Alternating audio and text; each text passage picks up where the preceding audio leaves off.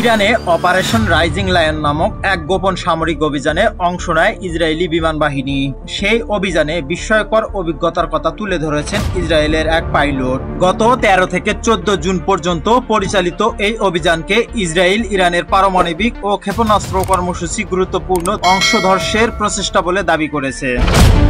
Pilot জানান, এই কয়েকটা দিন যেন পুরো একটা বছর কেটে গেছে, যেখানে ছিল উত্থান পতন, আনন্দ আর অনিশ্চয়তা। প্রতিটি দিনই যেন ছিল এক রহস্য ও উপন্যাসের মতো।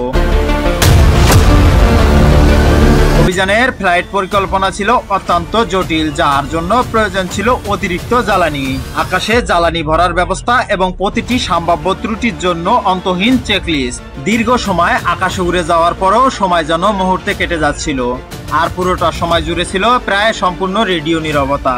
300 ফুট উপর থেকে ইরানের রাজধানী তেহরানকে দেখে পাইলট মুগ্ধ হন। তিনি বলেন, এই দৃশ্য আমরা শুধু ছবিতেই দেখেছি আগে। বাইবেল উল্লেখিত অঞ্চলগুলোর উপর দিয়ে উড়েছি। ইরানের পাহাড়গুলো দারুণ সুন্দর। শহরটাও যে খুব ভিন্ন কিছু তা না, সব শহরের মতোই চারণভূমির মতো শান্ত। হয়তো নিচের মানুষগুলো আতঙ্কে ছিল, কিন্তু উপর থেকে দেখলে সব স্থির। তিনি আরো বিস্ময়করভাবে যোগ করেন, আমি আশা রাখি একদিন আমরা এই শহরে যেতে পারবো। অভিযানের কয়েক ঘন্টা আগে তিনি সন্তানদের বিদায় চুমু দিয়ে বের হন। তার স্ত্রী তাকে আলিঙ্গন করে বলেন, যা করতে হয় করো, আমরা আছি, তোমাকে সাহস দিচ্ছি।